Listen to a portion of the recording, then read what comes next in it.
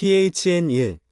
가을의 스산한 바람이 창문을 두드리는 소리에도 불구하고 지수는 커피잔을 쥔 손에 온기가 돌지 않는 것을 느꼈다.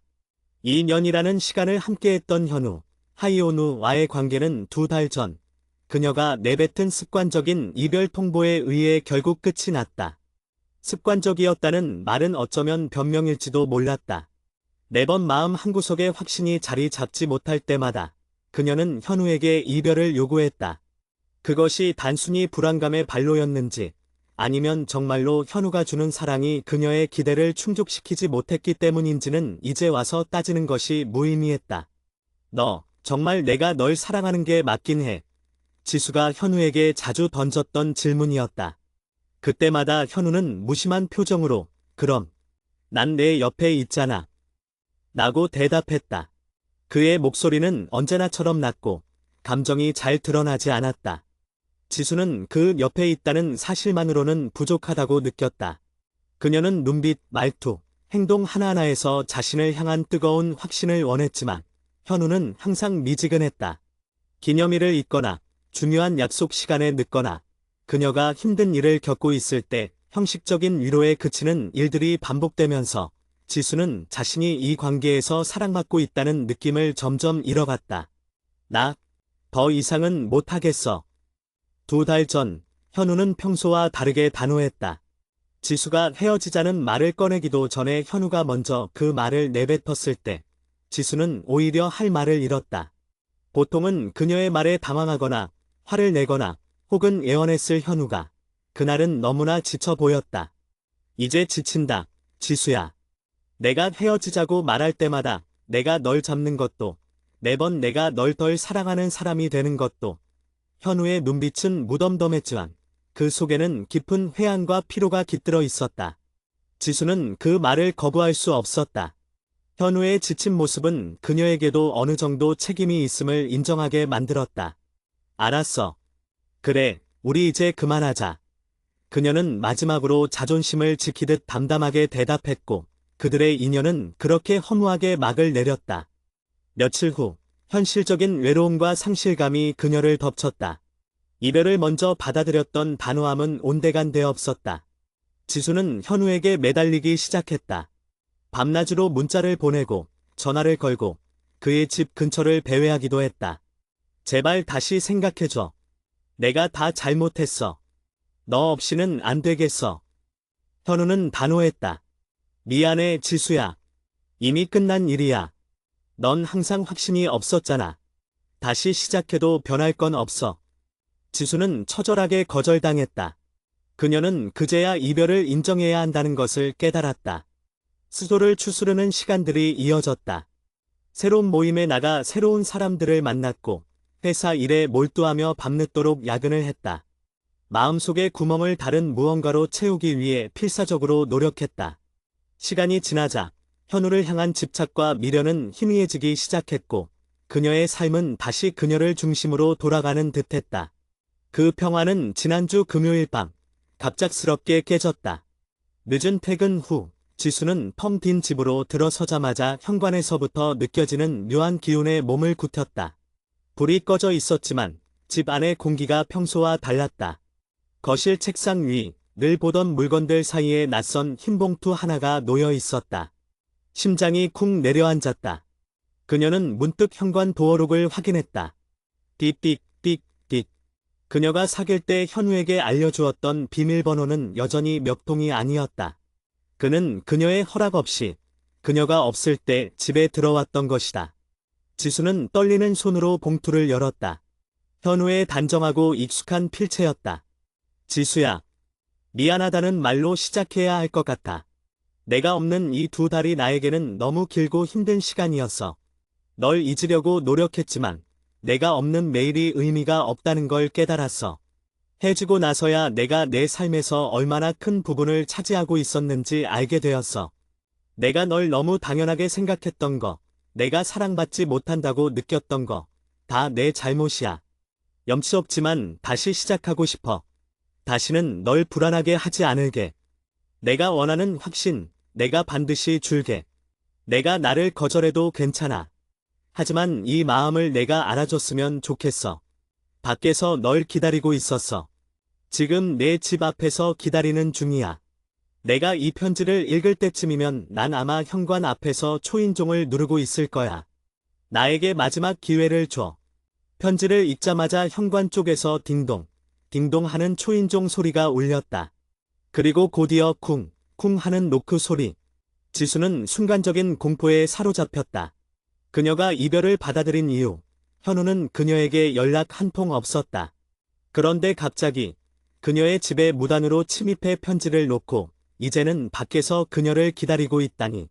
이것은 더 이상 미련이나 재회의 문제가 아니었다. 그것은 침범이었다. 그녀는 현관에 응답하지 않고 숨소리조차 죽였다. 현우는 한참 동안 초인종을 누르고 문을 두드렸다. 지수야. 나 현우야. 제발 문 좀 열어줘. 할 말이 있어. 그의 목소리는 애절했지만 지수에게는 절박한 집착으로 들렸다. 한 시간쯤 후 현우의 발소리가 계단을 내려가는 소리가 들렸다. 그제야 지수는 깊은 숨을 내쉴 수 있었다. 다음 날 지수는 가장 친한 언니인 민희에게 이 사실을 털어놓았다. 민희는 지수에게 현우와의 재회를 단호하게 만류했던 몇 안 되는 사람이었다. 언니 있잖아. 현우가 어제 우리 집에 들어왔었어. 지수의 말에 민희는 소름 끼친다는 표정을 감추지 못했다. 뭐? 지렉? 도어록 비밀번호로? 내가 없을 때. 응, 편지까지 두고 갔어. 그리고 내가 퇴근했을 때 문 앞에서 계속 기다리고 있었나 봐. 민희는 자리에서 벌떡 일어났다. 지수야, 이건 재회의 문제가 아니야. 이건 범죄야. 내 사생활을 침해한 거라고. 너 지금 혼자 집에 있는 거 맞아? 당장 짐 싸서 나와. 아니면 내가 지금 당장 내 집으로 갈게. 너 혼자 두는 거 불안해서 안 되겠어. 민희의 단호하고 격앙된 반응에 지수는 오히려 안정을 찾았다. 아니야, 언니. 지금은 괜찮아. 어제 가고 나서 연락도 없어. 근데 정말 너무 무서웠어. 무서웠지, 당연히. 너한테 어떤 행동을 할지 모르는 사람이야. 집착이 도를 넘은 거라고. 지수야, 너 앞으로 현우한테 절대 흔들리면 안 돼. 이건 건강한 관계가 될 수 없어. 내가 오늘부터 수시로 너한테 연락할게. 뭐 이상한 일 생기면 바로 나한테 전화하고 신고할 준비도 하고 있어. 그날부터 민희는 지수의 수호천사가 되어 주었다. 아침 출근길에는 잘 다녀와. 도착하면 연락해. 점심시간에는 밥은 먹었어. 퇴근 시간에는 지금 내가 너의 집 근처로 갈까? 하고 먼저 연락이 왔다. 그녀는 지수의 안부를 끊임없이 확인했고 현우의 행동이 얼마나 잘못된 것이었는지 그리고 지수가 이 상황에서 얼마나 단호해야 하는지를 상기시켜 주었다. 민희의 진심 어린 관심과 걱정은 지수가 이별의 공포와 외로움 속에서 버틸 수 있는 큰 힘이 되었다. 주말 내내 현우는 그녀에게 집요하게 연락했다. 문자로 사과와 예언을 반복했고 그녀의 직장 앞이나 집 근처를 배회하고 있다는 암시를 주는 메시지를 보내기도 했다. 지수는 민희의 조언대로 모든 연락을 무시했다. 그러다 일요일 오후 현우가 그녀의 집 앞에 다시 찾아왔다. 이번에는 초인종을 누르지 않았다. 대신 현우는 현관문 앞에 쪼그려 앉아 문에 기대어 흐느끼는 소리를 냈다. 지수야, 나 좀 봐줘. 부탁이야. 한 번만 내 말 좀 들어줘. 나 너무 힘들어. 내가 없으니까 숨이 안 쉬어져. 그의 목소리는 너무나 처절하고 고통스러워 보였다. 2달 전 그녀가 현우에게 매달렸을 때 그가 느꼈을 감정의 몇 배는 되어 보였다. 지수는 문 뒤에서 그의 흐느낌을 들으며 속이 울렁거렸다. 똑같은 힘듦. 그가 그녀와 헤어진 이후 겪었을 고통을 그녀는 너무나 잘 알고 있었다. 고작 그 사람이 불쌍하다는 이유로 민혜 언니의 경고, 현우의 무단 침입으로 느꼈던 공포, 그리고 그동안 그녀를 지켜주었던 주변인들의 노력이 한순간에 그녀의 머릿속에서 사라졌다. 그녀는 문을 열었다. 현우는 문이 열리자마자 무너져 내릴 듯한 표정으로 그녀를 올려다보았다. 그의 얼굴은 수척해 있었고 눈은 붉게 충혈되어 있었다. 현우야. 지수야. 고마워. 고마워. 현우는 그녀를 껴안으려 했지만 지수는 한 발짝 뒤로 물러섰다. 들어와서 얘기하자. 여기서 이러고 있지 말고. 그녀는 그가 헤어지고 난 후 겪었을 고통을 멈춰주고 싶다는 순수한 연민 때문에 문을 열었다. 그녀는 그가 자신이 겪었던 것과 똑같은 지옥을 경험하지 않기를 바랐다. 그것이 배신감이라는 이름의 독이 되어 돌아올 줄은 생각하지 못했다. 거실 소파에 마주 앉았다. 현우는 그녀의 손을 잡으려고 했지만 지수는 손을 빼냈다. 현우야, 내가 우리 집에 들어왔던 건 정말 잘못된 일이야. 그건 나한테 큰 공포심을 줬어. 그리고 이 행동이 앞으로도 계속된다면 나는 너를 신고할 수밖에 없어. 지수는 최대한 침착하게 말했다. 현우는 고개를 숙였다. 미안해. 정말 미안해. 내가 제정신이 아니었어. 널 다시 보고 싶다는 생각밖에 없었어. 앞으로 절대 내 의사에 반하는 행동은 하지 않을게. 다시는 없을 거야. 약속할게. 그의 사과는 진심으로 들렸다. 지수는 마음이 약해졌다. 그가 이토록 절박한데 그에게 정말 단 한 번의 기회도 주지 않는 것이 너무 잔인하게 느껴졌다. 결국 지수는 멍청하게도 그의 재회 요청을 받아들였다. 알았어. 하지만 한 번만 더 선을 넘는 행동을 하면 그땐 진짜 끝이야. 그리고 내가 완전히 받아들인 게 아니야. 시간을 갖고 다시 시작해보는 거야. 현우는 안도와 기쁨이 뒤섞인 표정으로 그녀를 바라보았다. 고마워, 지수야. 정말 고마워. 내가 이번엔 절대 실망시키지 않을게. 확신을 가질 수 있도록 최선을 다할게. 하지만 그 약속은 불과 몇 시간 만에 지수의 마음속에서 독이 되었다. 현우를 받아들이고 그가 돌아간 후 지수는 갑자기 온몸에 소름이 돋는 듯한 불안감과 불편함에 휩싸였다. 내가 지금 무슨 짓을 한 거지? 가장 먼저 떠오른 것은 니네 언니였다. 언니는 그녀에게 범죄자의 지인으로 살지 말라며 단호하게 경고했었다. 그 외에도 그녀가 현우에게 시달릴 때 진심으로 걱정해 주었던 다른 친구들과 지인들의 얼굴이 떠올랐다. 그들에게 별표 쌓인 나 사실 그 사람 다시 만난다.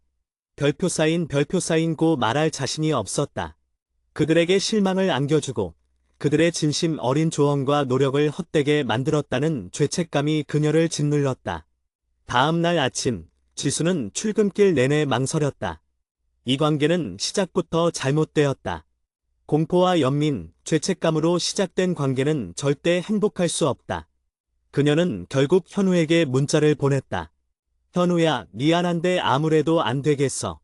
어젯밤에 널 받아들였지만 하루 종일 내 마음이 너무 불편하고 힘들어. 다시 만나기로 했다는 걸 주변 사람들에게 떳떳하게 말할 자신이 없어. 나한테 진심으로 도움을 줬던 사람들에게 너무 실망스러운 모습을 보여주고 싶지 않아. 도저히 이 관계를 유지할 자신이 없어.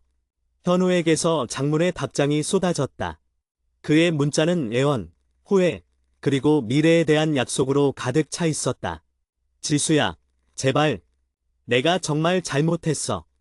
너한테 실망을 준 것도, 내 주변 사람들에게 나쁜 사람으로 인식된 것도 다 내 탓이야.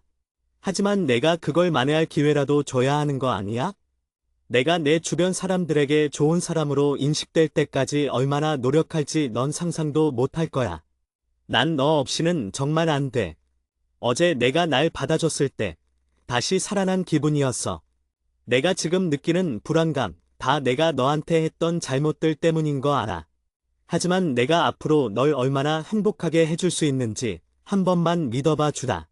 제발, 딱 한 번만 나 믿고 다시 시작하자. 지수는 그 간절한 문자를 읽고 또다시 마음이 흔들렸다.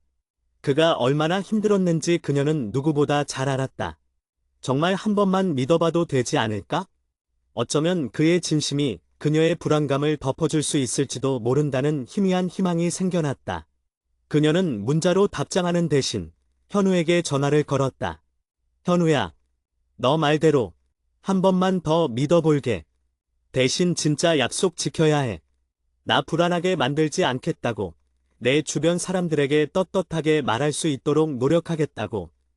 현우는 전화 너머로 깊은 한숨을 내쉬었다. 고마워, 지수야. 정말 고마워. 절대 후회하지 않게 해줄게. 전화를 끊자마자 이번에는 불안감이 쓰나미처럼 그녀를 덮쳤다. 이번에도 그녀는 현우의 간절함에 이끌려 충동적인 결정을 내렸다는 것을 깨달았다. 방금 전까지 그에게 했던 약속은 거짓말처럼 느껴졌다. 내가 정말 현우를 사랑해서 다시 만나자고 한 걸까? 아니었다. 불쌍함과 죄책감, 그리고 그의 애절한 모습에 대한 순간적인 연민이었다. 불안한 마음은 걷잡을 수 없이 커졌다. 지수는 다시 현우에게 문자를 보냈다. 나 방금 전화 끊고 생각해보니 너무 마음이 불편하고 힘들어. 내가 정말 널 좋아하는 마음으로 다시 만나자고 한 게 아닌 것 같아. 내 감정이 너무 혼란스러워. 너도 내가 이런 마음을 가지고 사귀는 걸 원치 않지 않니? 현우는 곧바로 전화를 걸었지만 지수는 받지 않았다. 그녀는 스스로를 진정시키고 싶었다. 그녀에게도 시간을 주고 싶었다. 그녀는 그날 오후 새로 사귄 직장 동료인 요진을 만나기로 약속이 되어 있었다. 이별 후 힘들었던 시간을 함께하며 가까워진 소중한 인연이었다. 지수는 현우에게 오늘 저녁에 바쁘다고만 문자를 보냈고 현우는 그녀의 답장이 늦어지자 불안해지기 시작했다. 약속 장소인 카페에서 유진을 만나 이야기를 나누고 있을 때 현우에게서 짧은 문자가 왔다. 혹시 지금 강남역 근처에 있어? 지수는 놀랐다. 그녀는 현우에게 자신의 약속 장소를 말해주지 않았었다. 그녀는 답장하지 않았다.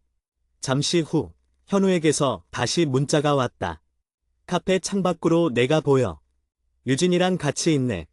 지수는 몸이 굳었다. 창밖을 내다보니 현우가 코트를 입은 채 카페 앞에서 서성이고 있었다. 그는 그녀의 테이블 쪽을 바라보다 있었다. 현우의 불안함이 극에 달했음을 짐작할 수 있었다. 지수는 유진에게 급히 양해를 구하고 카페 밖으로 나갔다. 현우야, 너 지금 뭐 하는 거야? 지수는 낮은 목소리로 말했다. 현우는 초조함이 역력한 얼굴로 그녀에게 다가섰다. 지수야, 왜 내 전화 안 받아? 왜 나한테 제대로 말 안 해줘? 너 혹시 나랑 다시 사귀는 거 비밀로 하려고 하는 거야? 비밀로 하려는 게 아니라 내가 지금 내 마음이 너무 혼란스럽다고 했잖아. 그리고 내가 내 약속 장소까지 찾아오는 건 정말 아니지. 내가 불안해서 그래. 내가 나한테 다시 만나자고 해놓고 하루 종일 나한테 답장도 제대로 안 하고 내가 다른 사람들을 만나고 있는 게 너무 불안해. 지수는 깊은 한숨을 내쉬었다. 우리 차분하게 이야기하자. 그들은 카페 근처의 한적한 벤치에 앉았다. 지수는 미네 언니와 했던 이야기를 현우에게 솔직하게 털어놓았다. 나는 내가 힘들 때 나를 지탱하게 도와주었던 주변인들을 더 이상 실망시키고 싶지 않아. 내가 너한테 시달릴 때 나를 진심으로 걱정해 주었던 사람들한테 내가 너와 다시 사귄다고 떳떳하게 말할 자신이 없어. 내가 이걸 원하지 않아. 그녀의 말은 진심이었다. 그녀의 재회 결정은 그녀의 소중한 인간관계를 위험에 빠뜨리는 일이었다. 현우는 그녀의 손을 잡으며 말했다. 지수야, 주변인들과의 관계는 내가 해결해야 하는 문제잖아. 내가 너한테 다시 잘해준다면 시간이 지나면 그 사람들도 나를 다시 보게 될 거야. 내가 진짜 정말 잘할 수 있어. 이번에는 내가 흔들리지 않도록 내가 먼저 확신을 줄게. 그의 눈빛은 너무나 간절하고 그의 말은 너무나 그럴듯하게 들렸다. 그가 자신의 잘못을 인정하고 그녀의 불안 요소를 해결해주겠다고 약속하는 모습에 지수는 또다시 무너졌다. 알았어. 다시 한번 믿어볼게. 지수는 스스로에게 실망하며 또다시 같은 대답을 반복했다. 다음 날 지수는 가장 먼저 미네 언니에게 연락했다. 그녀는 언니에게 모든 것을 솔직하게 털어놓아야 한다고 생각했다. 언니, 미안해. 나 현우 다시 만나기로 했어. 전화기 너머로 잠시 정적이 흘렀다. 그 짧은 정적은 지수에게는 수십 년처럼 느껴졌다. 지수야, 너 지금 제정신이야. 미니의 목소리는 차분했지만 깊은 실망감이 배어 있었다. 내가 너한테 그 사람의 행동이 범죄라고까지 말해줬잖아. 내 집 비밀번호를 알고 내가 없을 때 몰래 들어와 편지를 두고 간 사람이야. 그리고 내가 너를 얼마나 걱정하고 수시로 연락하며 무슨 일 없는지 확인했는데 넌 그걸 다 무시하고 고작 이틀 만에 다시 그 사람을 받아들였다고. 언니, 미안해. 내가 너무 줏대가 없었어. 그 사람이 너무 힘들어하는 모습을 보니까 내가 그 사람이 겪을 고통을 멈춰주고 싶다는 생각밖에 안 들었어. 지수는 눈물이 날 것 같았다. 민희는 깊은 한숨을 내쉬었다. 그래, 내 마음은 알겠어. 하지만 지수야, 내가 너한테 한 달 이상 동안 그 사람의 연락을 무시하라고 조언했던 시간들, 내가 불안해할 때마다 내가 함께 있어주겠다고 했던 모든 노력들, 그 시간들이 지금 나 스스로에게는 시간 낭비처럼 느껴져. 지수는 언니의 말에 가슴이 찢어지는 듯한 고통을 느꼈다. 민희가 자신에게 얼마나 진심이었는지 알기에 그 말은 그녀에게 엄청난 죄책감으로 다가왔다. 언니, 제발 그런 말 하지 마. 내가 잘못했어. 내가 연희한테 너무 미안해. 지수야. 민희의 목소리는 더욱 단호해졌다. 나는 더 이상 내 연애에 관여하지 않을 거야. 그리고 나는 범죄자를 지인으로 두고 싶지 않아. 그 말은 그녀의 심장에 비수처럼 꽂혔다. 나는 앞으로 내 남자친구를 모른 척하고 살 거야. 내 연애에 대해 앞으로 한마디도 하지 않을 거고, 내가 나한테 상담을 해와도 조언하지 않을 거야. 너는 나한테 그냥 친한 동생일 뿐이야. 하지만 그 사람은 내 인생에 없는 사람으로 생각할 거야. 내가 이 사람과 계속 만나는 한 나는 그 사람을 인정하지 않을 거고 만나고 싶지도 않아. 민희는 전화를 끊었다. 지수는 한참 동안 멍하니 수화기를 들고 있었다. 그녀의 이기적인 선택이 가장 소중한 주변 사람과의 관계를 망쳐 놓았다는 사실이 그녀를 짓눌렀다. 그녀의 후회는 걷잡을 수 없이 커졌다. 현우와의 관계는 재개되었지만 지수의 불안감은 가시지 않았다. 오히려 주변 사람들과의 관계가 불편해지면서 그녀의 마음은 더욱 황폐해졌다. 현우는 그녀가 헤어진 기간 동안 만났던 새로운 친구들, 특히 유진과 그녀의 모임 친구들에게 집착하기 시작했다. 너 힘들 때 갑자기 들어온 인연들을 어떻게 완전히 믿고 관계를 유지해? 혹시 사이비 같은 걸로 접근한 것 아니야? 나는 내가 그 사람들한테 넘어가는 게 불안해. 현우는 지수가 유진과 만났던 날 이후로 이 질문을 반복했다. 지수는 어이가 없었다. 현우야, 유진이는 내 회사 동료고 다른 사람들은 그냥 취미 모임에서 만난 좋은 사람들이야. 내가 무슨 소리를 하는 거야? 아니라고 여러 번 말했잖아. 하지만 너희가 만나는 동안 나랑 연락이 잘 안 됐잖아. 내가 불안하게 느꼈던 것처럼 너도 생각해봐. 내가 힘들 때 나 말고 다른 사람한테 의지하는 게 나는 너무 불안해. 내가 다시 나한테 돌아오지 않을까 봐 무서웠단 말이야. 현우는 자신의 불안감을 그녀에게 투영했다. 아니야, 현우야. 그 사람들은 나한테 정말 많은 도움을 줬어. 내가 이별을 극복하는데 큰 힘이 됐다고. 그래서 내가 불안한 거야. 내가 너한테 해줘야 할 도움을 왜 다른 사람이 해준 건데? 지수야, 너 나한테 집중해 줬으면 좋겠어. 난 너 하나만 보고 있잖아. 그의 집착은 도를 넘어섰다. 지수는 몇 번이나 그를 설득하려 했지만 현우는 요지부동이었다. 결국 지수는 또다시 줏대 없이 굴복했다. 알았어. 그럼 당분간 그 사람들을 안 만날게. 너 불안하지 않게. 이 결정은 지수를 더욱 고립시켰다. 그녀는 현우 때문에 가장 힘들 때 지탱이 되어 주었던 소중한 인연들을 스스로 잘라냈다. 이제 그녀 곁에는 그녀의 불안을 해소해줄 현우만이 남았다. 현우는 그녀의 결정에 만족스러워하며 그녀에게 더욱 잘해주었다.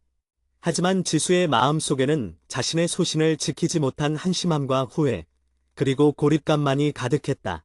그녀는 현우의 불쌍함 때문에, 그가 겪을 고통을 멈춰주고 싶다는 연민 때문에 자기 자신을 지키는 별표 사인 선 라인 별표 사인을 스스로 무너뜨렸다. 그녀의 주변인들은 그녀의 선택에 실망했을 것이다. 민의 언니와의 관계는 이미 돌이킬 수 없을 만큼 멀어졌다. 지수는 혼자 방에 앉아 흐느꼈다. 내가 조금만 더 줏대 있게 행동했더라면, 이제 와서 다시 헤어지자고 말하는 것도 현우에게는 너무 잔인한 일이 될 것 같았다. 그녀는 이미 2번이나 재회를 번복했다.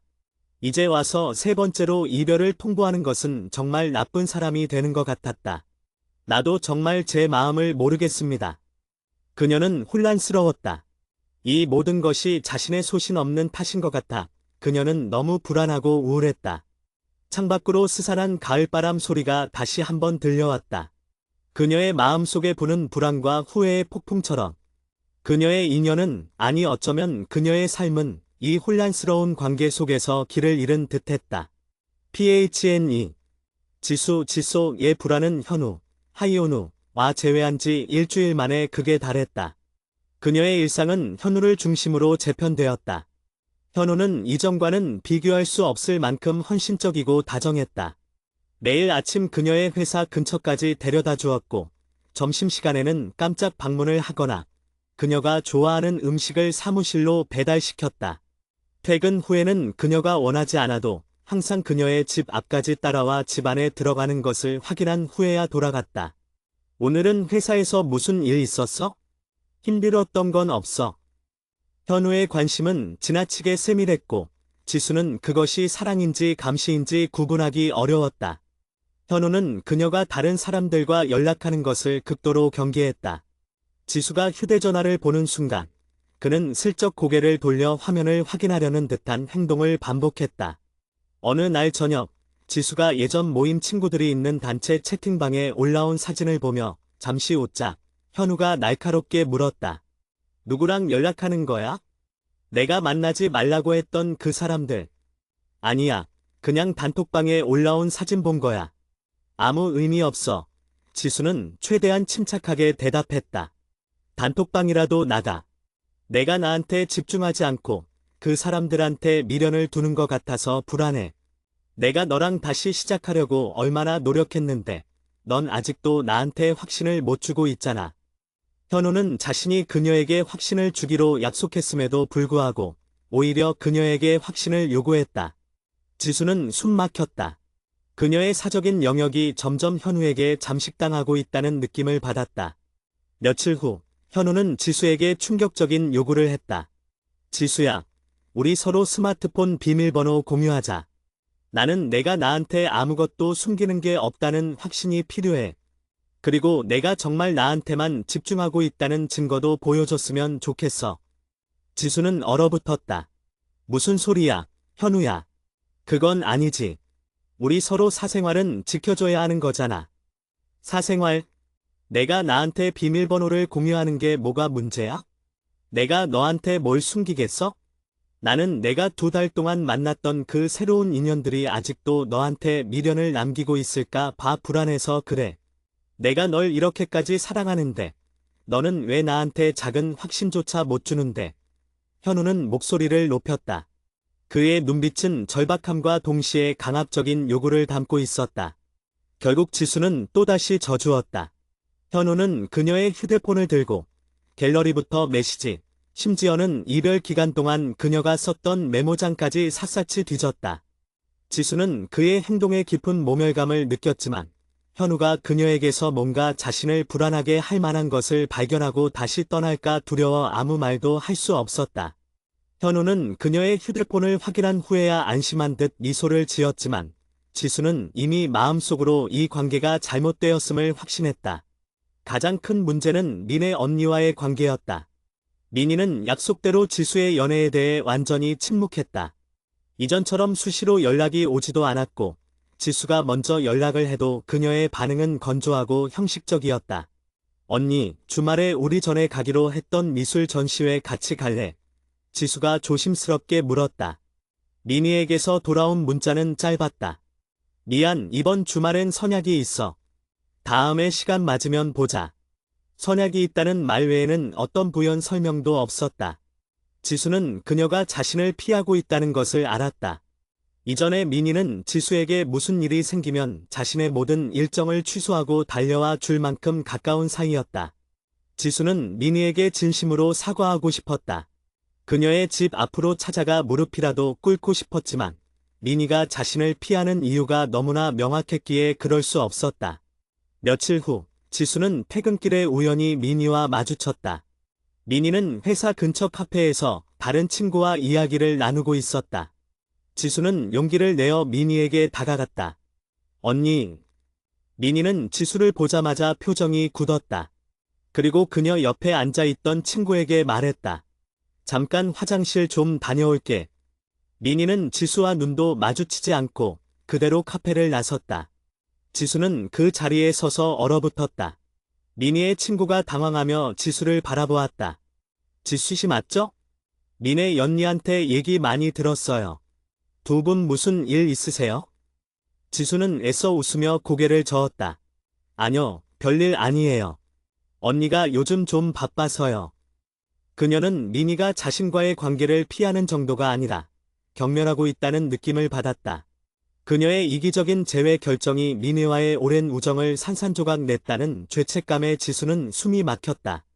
현우는 이런 지수의 모습을 보면서 자신의 불안감을 다시 한번 투사했다. 내가 그 연니한테 잘 보이기 위해 노력하는 모습이 나한테는 오히려 부담이야. 내가 날 선택했으면 됐지. 왜 자꾸 다른 사람들한테 떳떳해지려고 해? 그 언니가 날 이해 못해준다면 그 언니가 이상한 거지. 지수는 현우의 말을 듣고 큰 충격을 받았다. 언니가 이상한 게 아니라 내가 나한테 했던 행동이 잘못된 거야. 언니는 나를 진심으로 아껴주었던 사람이야. 근데 너는 왜 나를 도와준 사람까지 나쁘게 몰아가? 나쁘게 몰아가는 게 아니라 내가 나랑 다시 시작했으면 이제 나한테만 집중하라는 거야. 내가 그 언니 때문에 계속 죄책감을 가지면 결국 내 불안은 다시 나한테 돌아오게 되어 있어. 그러니까 그냥 잊어. 현우는 교묘하게 그녀의 죄책감을 이용하여 그녀를 세상으로부터 완전히 고립시키려 했다. 지수는 이제 자신이 이 관계의 피해자인 동시에 스스로를 고립시킨 가해자라는 이중적인 고통을 느끼기 시작했다. 지수는 현우와의 관계를 유지하기 위해 자신의 삶의 모든 것을 현우에게 맞추었다. 현우는 그녀에게 확신을 준다는 명목으로 그녀의 일거수일투족을 통제했다. 지수야, 다음 주 주말에 내가 너의 부모님께 인사드리러 갈까? 내가 널 얼마나 진심으로 대하는지 보여드리고 싶어. 현우의 제안은 너무 갑작스러웠다. 지수는 아직 부모님께 현우와 재회했다는 사실조차 말하지 못했다. 그녀는 현우가 집에 무단으로 침입했던 범죄자였다는 사실을 부모님께 어떻게 설명해야 할지 막막했다. 아니, 현우야. 아직은 아니야. 우리 다시 만난 지 얼마 안 됐잖아.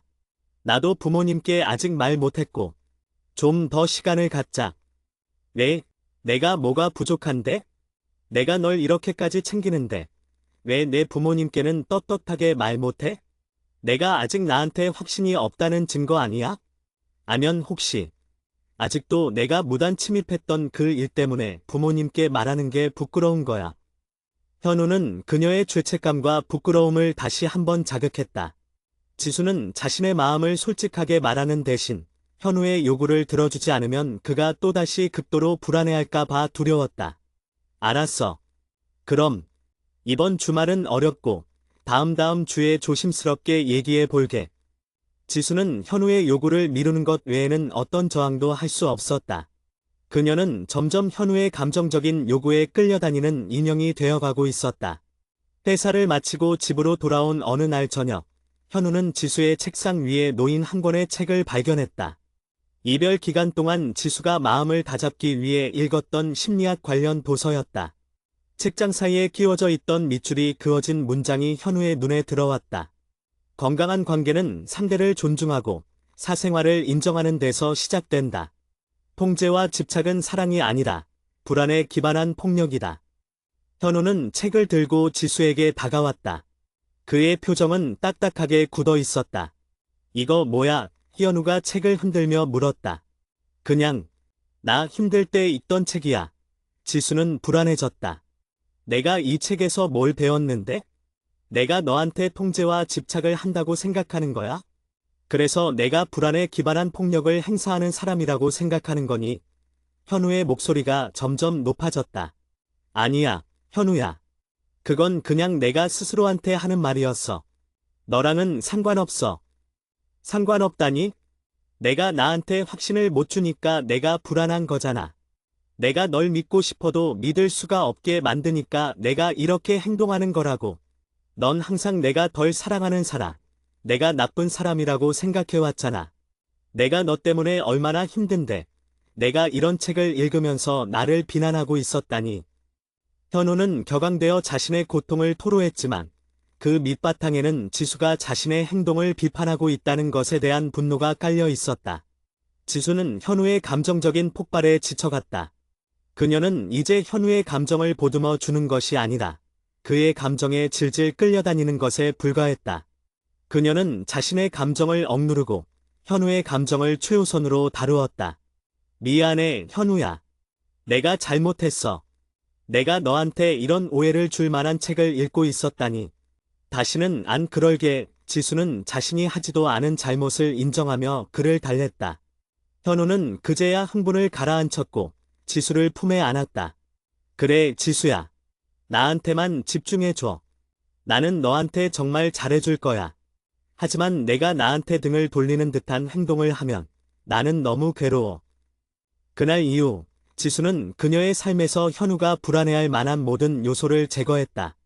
그녀는 심리학 책을 숨겼고 유진을 비롯한 새로운 인연들과의 연락을 완전히 끊었으며 니네 언니에게는 죄책감에 시달리면서도 먼저 연락하지 않았다. 그녀의 세상은 점점 작아졌고 그 세상의 중심에는 현우의 감정이 자리 잡았다. 이런 관계가 지속되면서 지수는 자신이 원래 어떤 사람이었는지 잊기 시작했다. 그녀는 이전에는 당당하고 자신의 주관이 뚜렷한 사람이었지만 현우의 집착과 감정적인 압박 속에서 그녀의 자존감은 바닥을 쳤다. 어느 날 회사에서 중요한 프로젝트를 맡게 되었다. 지수는 밤늦게까지 야근하며 보고서를 작성했지만 현우는 그녀의 업무에 대해서도 의심을 품었다. 너 그렇게 늦게까지 일하는 거 혹시 그 새로운 남자 동료랑 같이 있는 거 아니야? 전에 내가 만났던 그 친구랑 혹시 연락하는 거 아니지? 현우야, 내가 지금 밤 11시까지 일하고 있어. 이 프로젝트 오늘까지 끝내야 돼. 왜 자꾸 나를 못 믿는 건데? 지수는 짜증 섞인 목소리로 말했다. 못 믿는 게 아니라 내가 불안한 거야. 내가 나한테 집중하지 않고 자꾸 다른 것에 빠져드는 것 같아서. 내가 너한테 더 잘해줄게. 너 회사 그만두고 내가 주는 용돈 받으면서 살면 안 돼? 그럼 너도 일 때문에 힘들 일 없고 나도 내가 딴 생각 안 할까 봐 걱정할 일 없고. 현우의 제안은 충격적이었다. 그녀의 직업은 그녀의 자아실현의 중요한 부분이었다. 뭐? 내가 왜 일을 그만둬?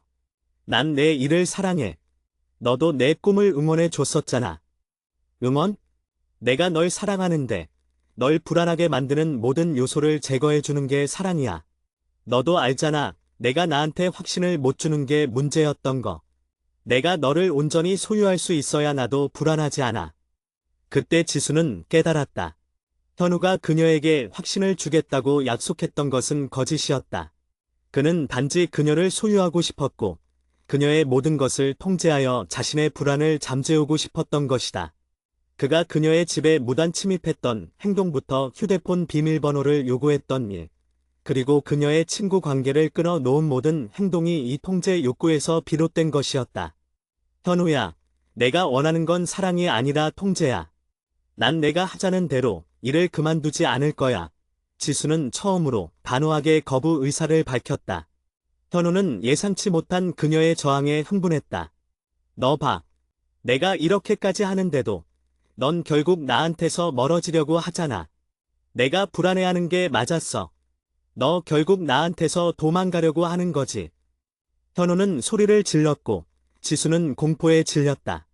그녀는 그제야 현우가 그녀에게 준 두려움과 공포, 그리고 불안함이 사랑이라는 이름으로 위장된 정서적 폭력이었음을 분명하게 인식했다. 다음 날 아침, 지수는 출근 준비를 하면서 깊은 고민에 빠졌다. 그녀는 이 관계를 끝내야 한다는 것을 알았다. 하지만 현우가 다시 한번 그녀에게 매달리거나 아니면 더욱 극단적인 행동을 할까봐 두려웠다. 그녀는 니네 언니에게 연락하고 싶었지만 그녀에게 등을 돌린 언니에게 다시 도움을 요청할 염치가 없었다. 그녀는 결국 이전에 그녀를 도와주었던 유진에게 조심스럽게 문자를 보냈다. 유진은 그녀가 현우 때문에 연락을 끊었던 친구 중 한 명이었다. 유진아, 나야 지수. 미안한데 혹시 잠시 얼굴 볼 수 있을까? 너한테 할 말이 있어. 유진에게서 의외로 빠르게 답장이 왔다. 응, 지수씨. 나도 사실 그동안 연락이 없어서 걱정했어. 혹시 무슨 일 있어? 오늘 퇴근 후에 우리 회사 근처 카페에서 잠깐 볼래? 지수는 퇴근 후 유진을 만났다. 오랜만에 만난 유진은 걱정스러운 표정으로 그녀를 바라보았다. 지수씨, 그동안 무슨 일 있었어? 갑자기 연락도 안 되고, 단톡방에서도 나가고. 지수는 눈물을 참으며 현우와의 재회, 그리고 현우가 그녀에게 요구했던 모든 통제와 집착에 대해 털어놓았다. 민혜 언니와의 관계가 멀어진 일, 휴대폰 비밀번호 공유를 요구받았던 일, 그리고 현우가 그녀의 직장까지 그만두라고 요구했던 일까지. 유진은 이야기를 들으면서 표정이 점점 심각해졌다. 지수씨, 그거 데이트 폭력이야. 이건 사랑이 아니야. 내가 불안하게 느껴서 했던 모든 행동은 그 사람의 불안감을 너를 통제함으로써 해소하려고 했던 거야. 지수씨가 그 사람 불쌍하다고 받아준 건 이해하지만 이건 지수씨를 위한 관계가 절대 아니야. 유진의 단호한 말은 지수에게 큰 충격과 동시에 명확한 깨달음을 주었다. 그녀는 자신이 겪고 있는 고통에 이름을 붙여주지 못하고 있었는데 유진이 명확하게 데이트 폭력이라고 정의해 준 것이다. 내가 너무 줏대가 없었지. 내가 미련 때문에 칼같이 못 끊어내서 언니한테도 실망 주고 유진 씨한테도 실망 줬어. 지수는 결국 울음을 터뜨렸다.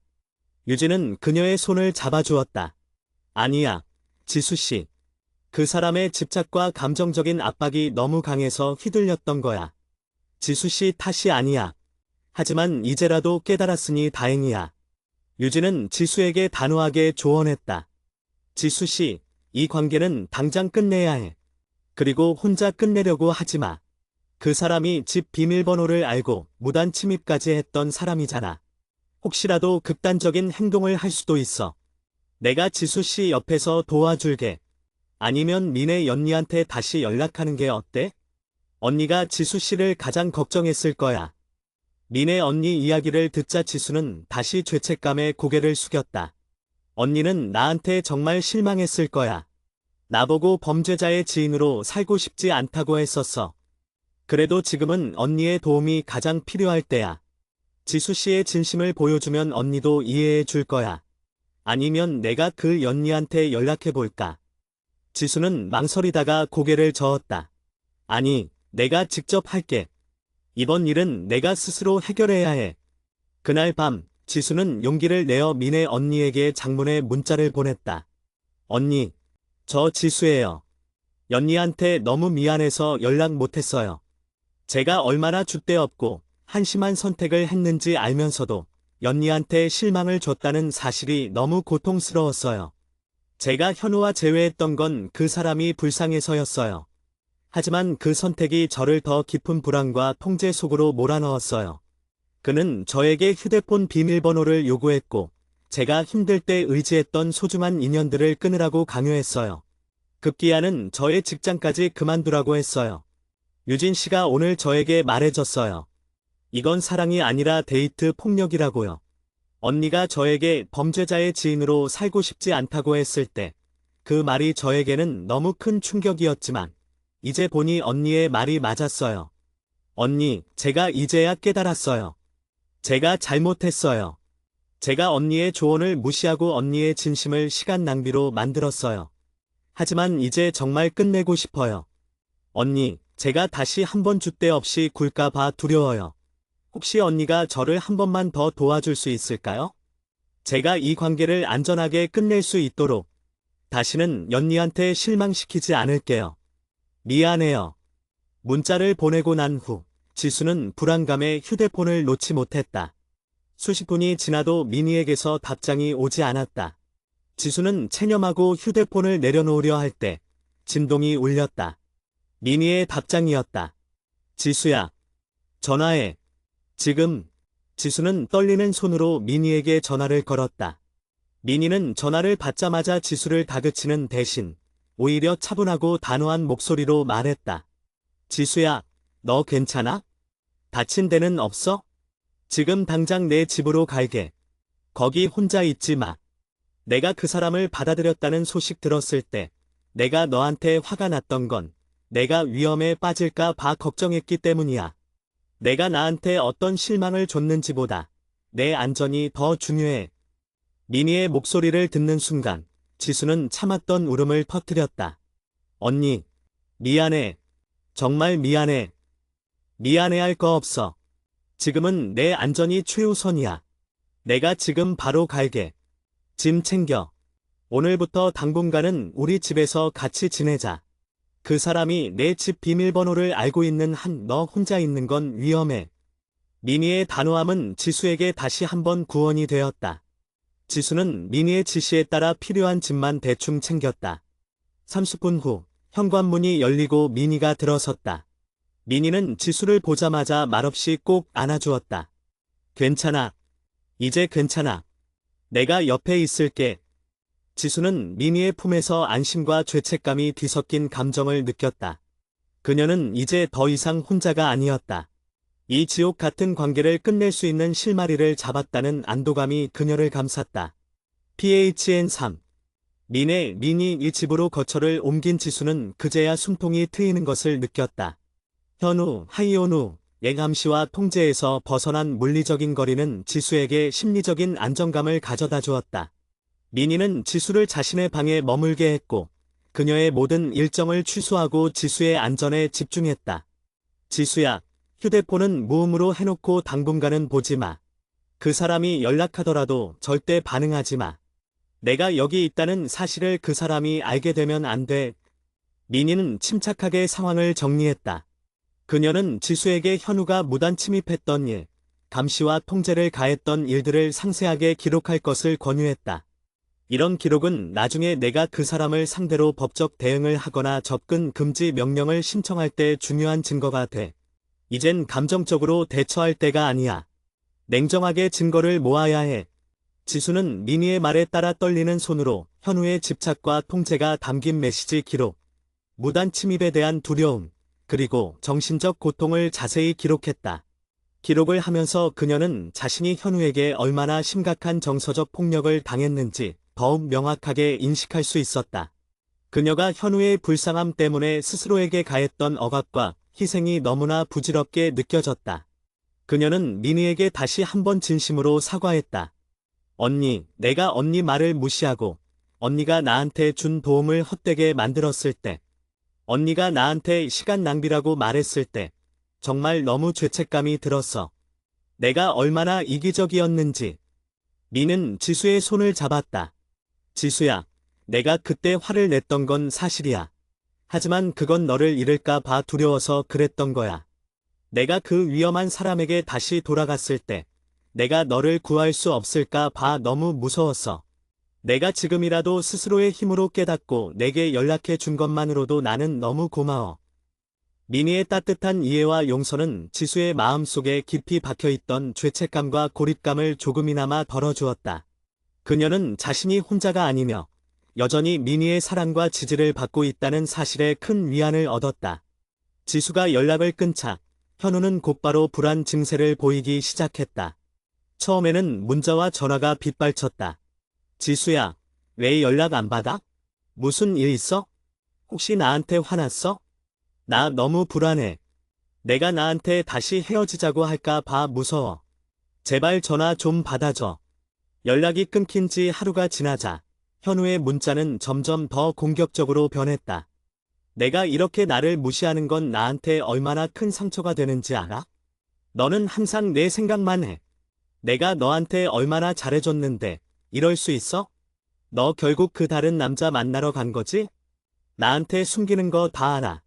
미니는 지수에게 현우의 모든 연락을 차단하라고 조언했다. 내가 이 사람의 감정적인 폭발에 반응하면 그 사람은 이걸 내 약점으로 삼을 거야. 내가 반응할 때마다 그 사람은 통제감을 느낄 거고 집착은 더 심해질 거야. 지수는 현우의 연락을 차단했지만 그의 집착은 현실 공간으로 확대되었다. 현우는 지수의 회사로 찾아오기 시작했다. 회사 동료들은 지수에게 조심스럽게 물었다. 지수 씨, 밖에 누가 계속 지수 씨를 찾고 있어요.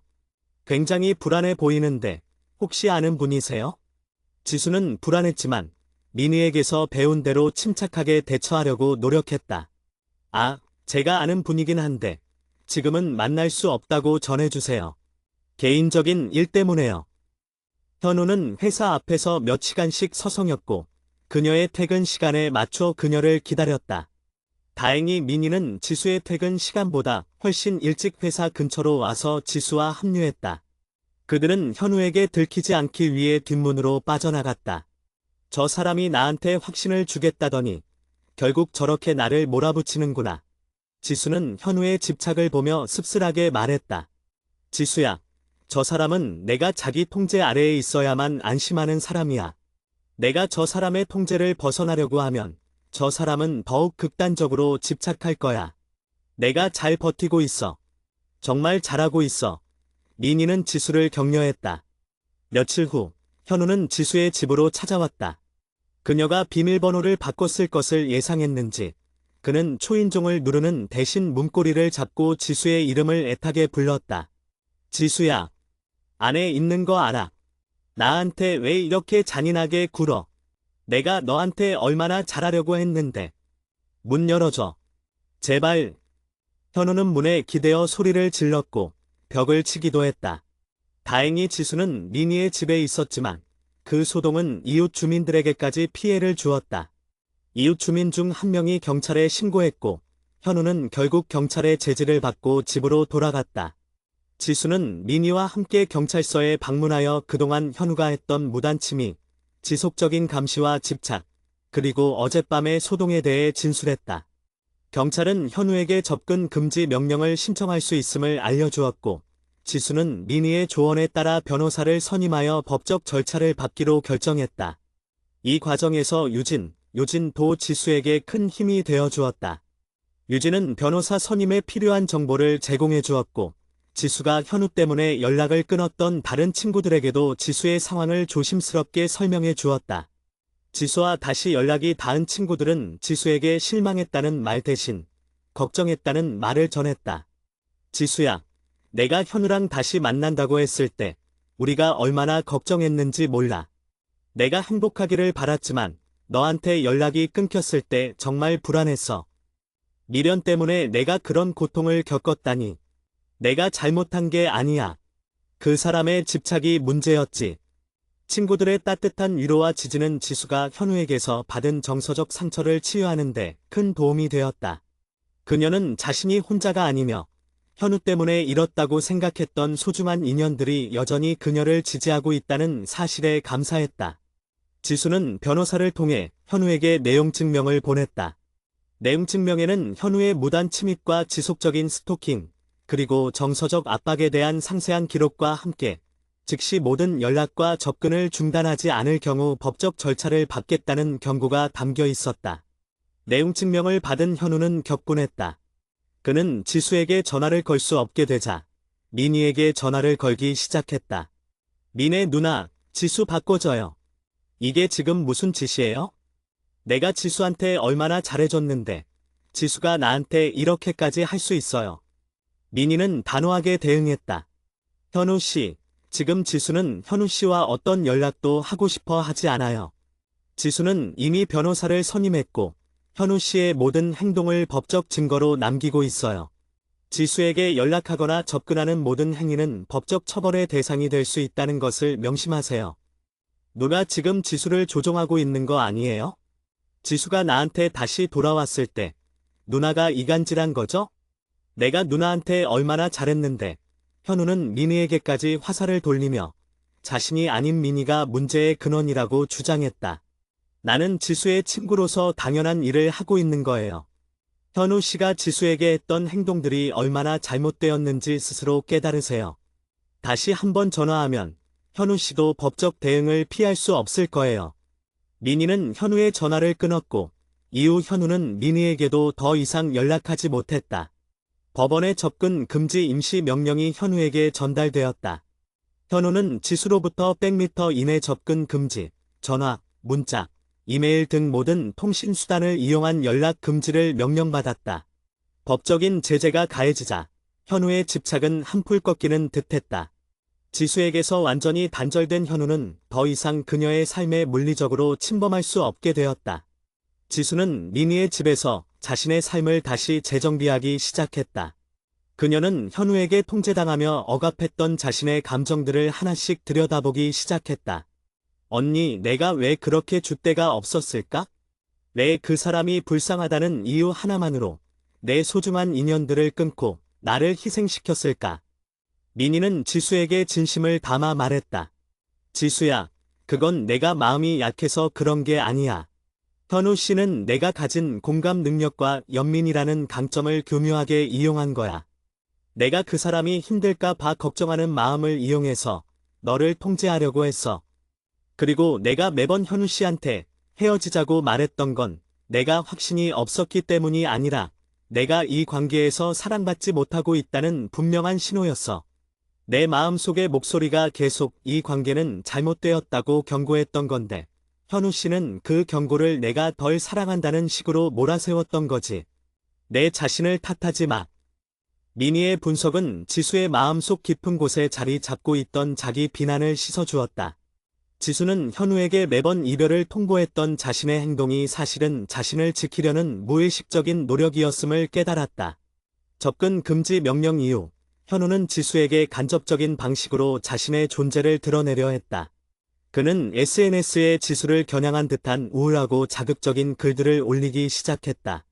내가 이렇게 괴로운데 넌 행복하니? 나를 버린 사람들은 결국 벌을 받을 거야.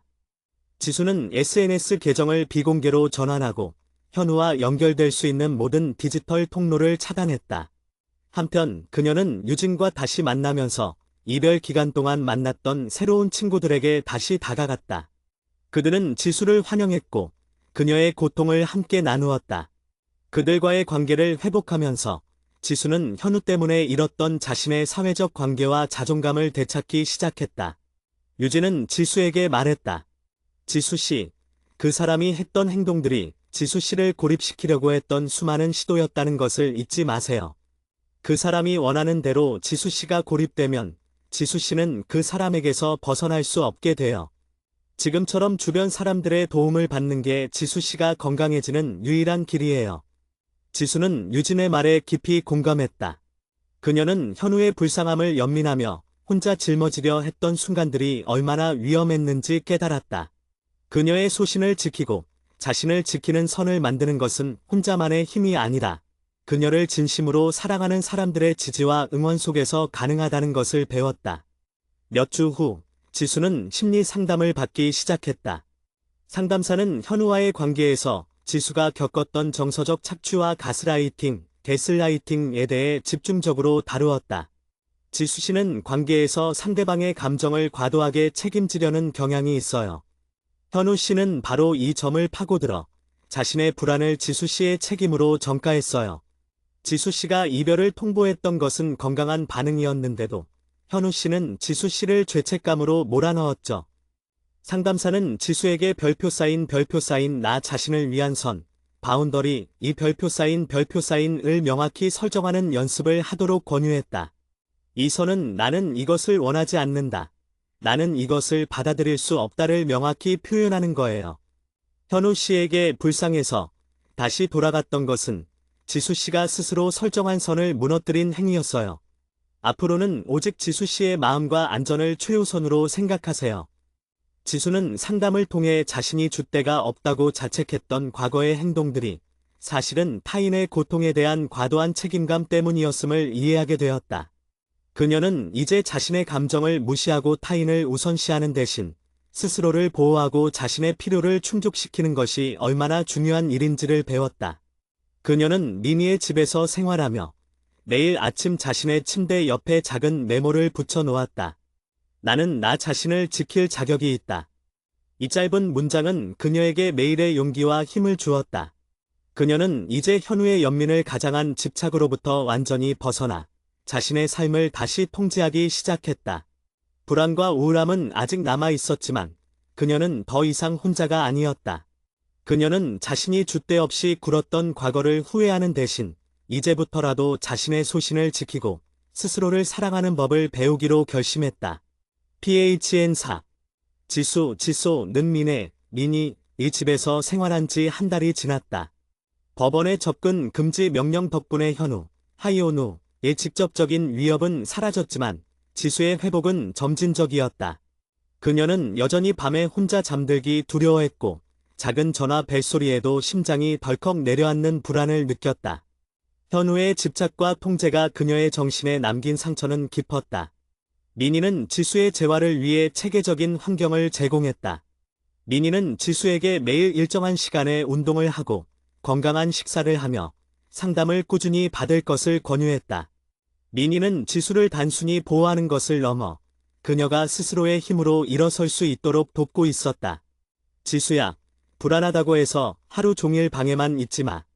햇빛을 쬐고 움직여야 해. 내 몸을 다시 내 통제 아래 두어야 내 마음도 안정돼. 지수는 민희의 조언에 따라 매일 아침 함께 산책을 했다. 차가운 겨울 공기를 마시며 걷는 시간은 그녀에게 자신이 아직 살아있고 자신의 의지로 움직일 수 있다는 작은 확신을 주었다. 가장 큰 회복의 징후는 그녀가 별표 사인 선, 바운더리, 이 별표 사인을 설정하는 능력을 되찾기 시작했다는 것이다. 상담 시간 상담사는 지수에게 현우와의 재회 과정에서 그녀가 스스로 무너뜨렸던 선들을 다시 한번 상기시켰다. 지수 씨가 현우 씨에게 도저히 못 사귈 것 같다고 말했을 때 현우 씨가 장문의 애원 문자를 보냈죠. 그때 지수 씨는 자신의 불편한 마음을 존중하고 이별을 유지해야 했지만 현우 씨의 감정에 끌려 다시 전화를 걸었어요. 이것이 바로 지수 씨의 선을 무너뜨린 순간이었어요. 지수는 고통스러웠지만 그 사실을 인정했다. 맞아요. 그 사람이 불쌍해서 제가 이 사람의 고통을 멈춰줘야 한다는 책임감을 느꼈어요. 지수 씨, 타인의 감정은 그 사람의 책임이에요. 현우 씨의 고통을 멈추는 것은 지수 씨의 몫이 아니에요. 지수 씨의 몫은 오직 지수 씨의 행복과 안전을 지키는 거예요. 이 깨달음은 지수에게 큰 해방감을 주었다. 그녀는 더 이상 현우의 감정적인 짐을 짊어질 필요가 없었다. 그녀는 자신의 감정, 자신의 결정, 그리고 자신의 삶을 현우에게서 완전히 분리시키기 시작했다. 지수는 민희의 도움을 받아 자신의 집을 처분하기로 결정했다. 그녀에게 그 집은 현우가 비밀번호를 알고 있었고 무단으로 침입했던 공포의 공간이었다. 그녀는 그 집에서 현우와의 기억과 현우의 집착이 남긴 불안을 완전히 지우고 싶었다. 집을 처분하는 과정은 생각보다 쉽지 않았다. 현우와의 법적 관계가 완전히 정리되지 않았고 그녀가 그 집에 묶여 있다는 느낌이 강하게 들었다. 언니, 그냥 이 집 팔지 않고 월세로 돌리면 안 될까? 굳이 이렇게 복잡하게. 지수가 망설였다. 민희는 단호했다. 아니, 지수야. 내가 그 집을 계속 소유하고 있다는 것은 내 마음 한구석에 현우와의 연결고리를 남겨두는 것과 같다. 내가 그 공포의 공간에서 완전히 벗어나야만 해. 새로운 곳으로 이사 가고 새로운 시작을 해야 해. 돈이 문제가 아니야. 심리적인 단절이 중요해. 민희의 설득에 지수는 다시 힘을 냈다. 그녀는 부동산 중개인에게 모든 것을 맡겼고 현우가 그녀에게 접근하지 못하도록 법적 조치를 철저히 유지했다. 회사를 다니는 것도 큰 과제였다. 현우가 회사 앞까지 찾아왔던 기억 때문에 지수는 출근할 때마다 극심한 긴장감을 느꼈다. 민희는 지수가 회사에 복귀하는 첫날 그녀를 회사 앞까지 동행했다. 지수야, 내가 이 직장까지 그 사람 때문에 포기할 필요는 없어. 내가 당당하게 내 삶을 이어가는 것이 그 사람이 너한테 했던 모든 통제 시도를 무효화하는 가장 강력한 방법이야. 지수는 용기를 내어 회사로 들어섰다. 회사 동료들은 그녀에게 따뜻한 위로와 격려를 건넸다. 특히 요진은 그녀의 곁에서 든든한 지지자가 되어주었다. 지수 씨, 힘들면 언제든지 나한테 말해요. 우리 이제 점심시간에 같이 밥 먹고 퇴근할 때도 같이 나가요. 지수 씨 혼자 두지 않을 거예요. 지수는 동료들의 연대 속에서 자신이 혼자가 아니라는 것을 다시 한번 깨달았다. 현우가 그녀에게 요구했던 고립은 완전히 실패했다. 오히려 그녀를 진심으로 아끼는 사람들이 그녀의 곁으로 더욱 단단하게 뭉치고 있었다. 현우의 집착은 법적 제재에도 불구하고 완전히 멈추지 않았다. 그는 지인들을 통해 간접적인 메시지를 보내거나 그녀가 자주 가던 커뮤니티 게시판에 의미심장한 글을 올렸다. 이 모든 간접적인 접근 시도들은 지수의 불안감을 자극하려는 의도였다.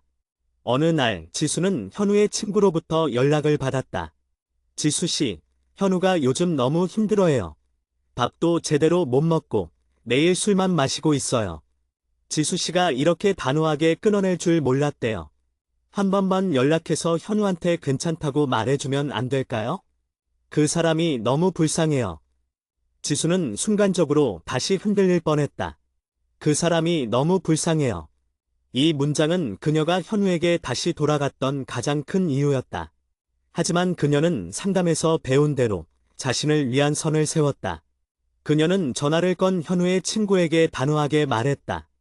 저는 그분의 감정 상태에 대해 책임질 의무가 없습니다. 그리고 그분이 저에게 가했던 행동들은 저에게 엄청난 고통을 주었습니다. 그분에게 필요한 것은 저의 연민이 아니라 정신과 상담과 법적인 책임을 지는 것입니다. 저에게 다시는 그분과 관련된 연락을 하지 말아주세요. 전화를 끊고 난 후 지수는 심장이 떨렸지만 동시에 자신감을 느꼈다. 그녀는 현우의 연민을 가장한 조종 시도를 단호하게 거부했고 자신의 감정을 희생하지 않았다. 그녀는 이제 더 이상 줏대 없는 사람이 아니었다. 그녀는 스스로를 지키는 방법을 배우고 있었다. 시간이 흐르면서 지수는 현우에 대한 감정이 연민에서 객관적인 분노로 바뀌는 것을 느꼈다. 그녀는 자신의 소중한 시간을 낭비하게 하고 그녀의 정신과 소중한 인연들을 망가뜨리려 했던 현우의 행동에 대해 정당한 분노를 느꼈다. 이 분노는 그녀가 스스로를 피해자로만 여기는 대신 자신의 삶을 다시 통제할 수 있는 주체로서 서게 만들었다. 지수는 미니와 유진, 그리고 다른 친구들에게 감사를 표현했다. 언니, 유진아. 너가 없었다면 난 아직도 그 사람의 그림자 속에서 살고 있었을 거야. 너희가 나에게 준 믿음과 지지 덕분에 내가 이렇게 다시 일어설 수 있었어. 미니는 지수에게 미소를 지었다. 지수야, 내가 스스로 깨닫고 용기를 냈기 때문에 가능했던 일이야. 우리는 그냥 내가 넘어지지 않도록 옆에서 손을 내밀어 준 것뿐이야. 내가 가진 그 자신을 지키려는 강한 의지가 너를 구한 거야. 몇 달 후, 지수는 법원에서 현우와의 영구적인 접근 금지 명령을 받아냈다. 이로써 현우는 지수에게서 법적으로 완전히 격리되었다. 이 소식은 지수에게 단순한 법적 승리가 아니라 그녀의 삶의 완벽한 해방을 의미했다. 접근 금지 명령이 확정된 날, 지수는 미니와 함께 새로운 집을 계약했다. 그 집은 그녀가 현우와 함께했던 기억이 전혀 없는 완전히 새로운 시작을 위한 공간이었다. 새 집으로 이사하는 날, 지수는 미니에게 마지막으로 털어놓지 못했던 이야기를 꺼냈다. 언니, 내가 처음에 현우와 헤어질 때마다 했던 헤어지자는 말. 그게 내 줏대 없는 불안감 때문이라고 생각했었어. 근데 이제 보니 그건 내 마음이 나에게 도망치라고 외치는 소리였던 것 같다. 미니는 고개를 끄덕였다. 맞아, 지수야. 내가 느꼈던 확신 없음은 너의 직감이었어. 넌 건강한 관계를 원했고 현우 씨는 너에게 그 건강함을 주지 못했던 거지. 내 직감을 믿어. 지수는 이제 불안과 우울함 대신 평온함과 희망을 느꼈다. 그녀는 현우와의 관계를 통해 자신이 겪었던 모든 고통을 성장의 발판으로 삼았다. 그녀는 자신의 소중한 인연들을 지켜냈고 자신의 직업을 지켜냈으며 가장 중요하게는 자신 스스로를 지켜냈다. 그녀는 더 이상 타인의 불쌍함에 휘둘리지 않았다. 그녀는 자신의 감정에 솔직했고 자신의 필요를 우선시할 줄 알았다. 그녀가 한때 후회했던 줏대 없는 행동들은 이제 그녀가 자신을 보호하기 위해 얼마나 치열하게 싸웠는지를 보여주는 증거가 되었다. 지수는 이삿짐을 풀다가 오래된 메모 하나를 발견했다. 현우에게 매달리던 시기에 그녀가 썼던 메모였다. 미련 때문에 칼같이 끊어내지 못해 내 주변인들이 나에게 실망했을 거라는 생각과 내 선택 때문에 주변인들과의 관계가 망쳐지는 것 같다는 생각이 들어요. 그녀는 이제 이 메모를 읽으며 미소 지을 수 있었다. 그녀의 미련은 한때 그녀를 위험에 빠뜨렸지만 결국 그녀는 자신의 소신을 지키고 스스로를 구원했다. 그녀의 주변인들은 그녀에게 실망한 것이 아니라 그녀를 걱정했고 결국 그녀를 지지했다. 관계가 망쳐진 것이 아니라 진정한 인연만이 그녀 곁에 남았다. 지수는 그 메모를 조심스럽게 찢어 쓰레기통에 버렸다. 이제 그녀의 삶에는 새로운 시작만이 남아 있었다. 그녀는 창밖으로 눈부시게 내리쬐는 겨울 햇살을 바라보았다. 이 햇살처럼 그녀의 미래는 통제와 불안이 없는 자유와 자신감으로 가득 차 있었다. PHNO 마지막. 지수는 새로운 보금자리에서 맞이하는 첫 아침을 맞이했다. 창밖으로는 겨울의 맑고 푸른 하늘이 펼쳐져 있었다. 그녀가 현우, 하이오누의 그림자에서 벗어나 물리적, 심리적으로 완전히 독립했다는 사실은 그녀에게 깊은 평화를 안겨주었다. 미니는 전날 밤, 지수의 새집에서 함께 잠을 잤고 아침 일찍 간단한 아침 식사를 준비하고 있었다. 잘 잤어, 지수야. 이제 정말 내 세상이야. 미니가 웃으며 말했다. 지수는 미니의 따뜻한 눈빛을 바라보며 진심으로 고마움을 표현했다. 언니, 정말 고마워. 언니가 없었다면 난 아직도 그 불안 속에서 헤매고 있었을 거야. 언니가 나한테 범죄자의 지인으로 살고 싶지 않다고 했을 때, 그게 나를 얼마나 아프게 했는지 몰라. 하지만 그 단호함이 나에게 충격 요법이 되었고, 내가 스스로를 구해야 한다는 걸 깨닫게 해줬어. 미니는 지수의 어깨를 토닥였다. 내가 아프게 받아들였던 내 말들이 결과적으로 너를 보호하는 방패가 되어줘서 다행이야. 나는 내가 그 사람의 연민 때문에 너의 소중한 삶과 인연들을 희생시키는 것을 더 이상 볼 수 없었어. 그들은 아침 식사를 함께 하며 앞으로의 계획에 대해 이야기했다. 지수는 이제 별표 쌓인 현우 없는 삶 별표 쌓인을 완전히 받아들이고 자신의 일과 취미 그리고 인간관계에 집중하기로 했다. 지수는 심리 상담을 계속하면서 자신의 과거 패턴을 깊이 있게 탐구했다. 그녀가 매번 현우에게 헤어지자고 말했던 것은 단순히 현우의 무심함 때문만이 아니었다. 그것은 그녀 스스로가 사랑받을 자격이 없다고 무의식적으로 믿고 있었기 때문이었다. 그녀는 불안을 느끼면 먼저 관계를 끊으려 했고, 현우가 그녀를 붙잡을 때 비로소 자신이 사랑받고 있다는 것을 확인하려는 자기 파괴적인 패턴을 반복했던 것이다. 상담사는 지수에게 이 패턴이 현우의 집착과 만나 최악의 결과를 낳았다고 설명했다. 지수 씨가 이별을 통보하는 행위는 현우 씨에게 지수 씨는 언제든 떠날 수 있는 사람이라는 극도의 불안감을 심어주었고, 이 불안감이 현우 씨의 통제 욕구를 자극했던 거예요. 현우 씨는 지수 씨의 떠나려는 행동을 막기 위해 더욱 집착했고, 지수 씨는 그 집착을 사랑이라고 착각했어요. 지수는 고개를 끄덕였다. 맞아요. 제가 현우를 불쌍하게 여겨 다시 돌아갔을 때, 저는 스스로에게 나는 이 사람을 통제할 수 있다는 착각을 했어요. 하지만 결국 제가 그 사람의 감정 통제 아래 놓였죠. 상담사는 지수에게 별표 쌓인 자기 연민 별표 쌓인의 중요성을 강조했다. 이제 지수 씨는 타인의 고통이 아닌 지수 씨 자신의 고통의 연민을 느껴야 해요. 현우 씨를 불쌍하게 여기는 대신 현우 씨에게 휘둘렸던 과거의 지수 씨를 불쌍히 여기고 위로해 주세요. 지수는 상담실을 나오면서 그동안 자신이 얼마나 자신에게 인색했는지를 깨달았다. 그녀는 현우의 고통을 덜어주기 위해 자신의 고통을 외면했던 것이다. 이제 그녀는 자신의 마음을 가장 먼저 보듬어 줄 의무가 있다는 것을 알았다. 지수는 회사 생활에 완전히 복귀했고 유진을 비롯한 동료들과 더욱 단단한 관계를 맺었다. 그녀는 유진에게 솔직하게 말했다. 유진아, 내가 현우 때문에 너희와 연락을 끊었을 때 내가 스스로를 얼마나 고립시키려 했는지 몰라. 너희에게 사이비 같은 걸로 접근한 것 아니냐고 현우가 의심했을 때 내가 너희를 지키지 못하고 그냥 내가 안 만나겠다고 했던 게 너무 후회돼. 유진은 지수의 어깨를 잡았다. 지수씨, 괜찮아요. 현우 씨가 지수 씨한테 했던 가스라이팅은 지수 씨의 판단력을 흐리게 만들었어요. 그 사람이 했던 말들은 다 지수 씨를 외롭게 만들어서 자기한테만 의지하게 하려는 수단이었어요. 우리는 지수 씨가 그런 고통을 겪고 있다는 것을 알았기 때문에 실망하지 않았어요. 다만 걱정했죠. 지수는 유진의 말에 큰 위안을 얻었다.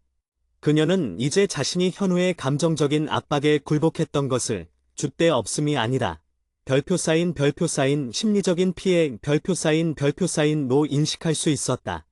그녀는 스스로를 비난하는 대신 스스로를 위로하고 용서하기 시작했다. 몇 달 후, 지수는 이별 기간 동안 만났던 취미 모임의 친구들과 다시 만나게 되었다. 그녀가 현우 때문에 연락을 끊었던 그 인연들이다. 모임의 리더였던 정아 씨가 지수에게 반갑게 인사했다. 지수 씨, 오랜만이에요. 그동안 연락이 없어서 걱정했어요. 개인적인 일이라고 해서 더 묻지 못했지만 혹시 다 해결되었나요? 지수는 망설임 없이 현우와의 복잡한 관계와 그가 그녀의 인간관계를 통제하려 했던 사실을 간략하게 털어놓았다. 죄송해요. 제가 개인적인 일 때문에 여러분과의 관계를 잠시 끊었었어요. 그 사람이 제가 새로운 사람들을 만나는 것을 극도로 불안해했고, 제가 그 불안에 휘둘렸어요. 제가 저 자신을 지키지 못하고 여러분에게까지 피해를 줄까 봐 두려웠어요. 정아 씨는 고개를 끄덕였다. 지수 씨, 저희에게 미안해할 필요 없어요. 저희는 지수 씨가 건강하고 행복하기를 바랄 뿐이에요. 만약 지수 씨가 저희를 만나면서 다시 힘들어진다면 저희는 언제든 지수 씨의 의사를 존중할 거예요. 하지만 저희는 지수 씨를 친구로 생각하고 있어요. 앞으로 언제든지 편하게 연락해요. 지수는 그들의 진심 어린 환영에 감동했다. 현우는 그녀가 새로운 인연들을 완전히 믿지 못한다고 말했지만 사실 이들은 그녀의 진정한 치유와 성장을 도왔던 소중한 사람들이었다. 현우의 집착 때문에 망가졌다고 생각했던 주변인들과의 관계는 그녀의 용기 있는 솔직함 덕분에 더욱 단단하게 회복되었다. 지수는 자신의 삶의 명확한 경계선을 세우는 연습을 지속했다. 더 이상 타인의 감정을 내 책임으로 여기지 않는다. 내 마음이 불편하면 명확하게 아니오라고 말한다. 나의 시간, 공간, 감정을 존중하지 않는 관계는 단호하게 끊어낸다. 이러한 새로운 소신은 그녀의 모든 일상에 적용되었다. 직장 상사가 부당한 업무를 요구했을 때 그녀는 더 이상 억지로 미소를 짓는 대신 논리적이고 단호하게 거절할 수 있었다. 불필요한 약속에 대해서도 바쁘다는 모호한 변명 대신 이번에는 참여하기 어렵다고 명확하게 거절할 수 있었다. 그녀의 이런 변화는 주변 사람들에게 긍정적인 영향을 미쳤다. 그녀는 더 이상 불안하고 우울한 사람이 아니었다. 자신의 삶을 주체적으로 통제하는 강인하고 당당한 여성으로 변모하고 있었다. 시간이 흐르고 지수는 현우와의 관계가 자신에게 남긴 상처와 교훈을 완전히 소화했다. 그녀는 더 이상 과거를 후회하거나 자신을 자책하지 않았다. 어느 날 지수는 거울 속에 자신을 바라보았다. 그곳에는 현우의 연민에 휩싸여 줏대 없이 굴복했던 과거의 자신이 아닌 자기 연민과 자존감으로 가득 찬 새로운 자신이 서 있었다. 그녀는 현우의 예언에 휘둘려 자신의 주변인들을 실망시켰다고 생각했지만 결국 그녀는 가장 힘든 순간에 스스로 용기를 내어 도움을 요청했고 그 도움을 받아 자신의 소중한 모든 것을 지켜냈다. 미련 때문에 칼같이 끊어내지 못해. 그 미련은 그녀의 인간적인 약점이었지만 그 약점은 그녀가 얼마나 타인의 고통에 공감하는 따뜻한 마음을 가진 사람이었는지를 동시에 보여주었다. 중요한 것은 그녀가 결국 그 미련을 극복하고 자신을 선택했다는 것이다. 제 주변인들이 저에게 실망했을 거라는 생각과 제 선택 때문에 주변인들과의 관계가 망쳐지는 것 같다는 생각이 들어요. 이러한 불안은 그녀의 잘못된 선택에 대한 죄책감이었지만 그녀의 진정한 주변인들은 그녀를 실망시키지 않았다.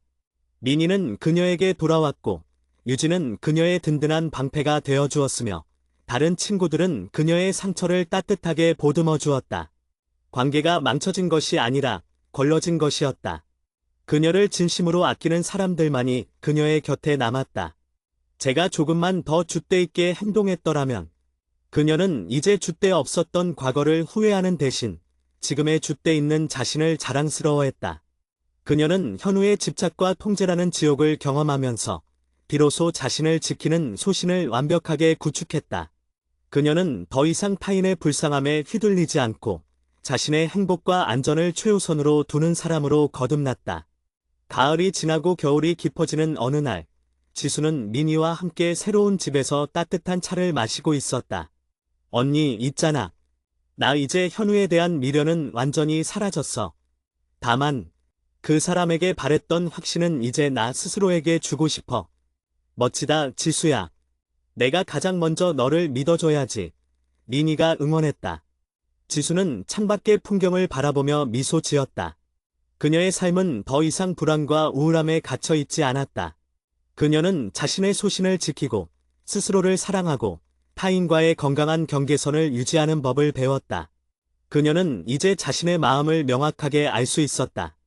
그녀는 현우를 사랑했던 것이 아니라 사랑받고 싶었던 자신의 욕구를 현우를 통해 충족시키려 했던 것이었다.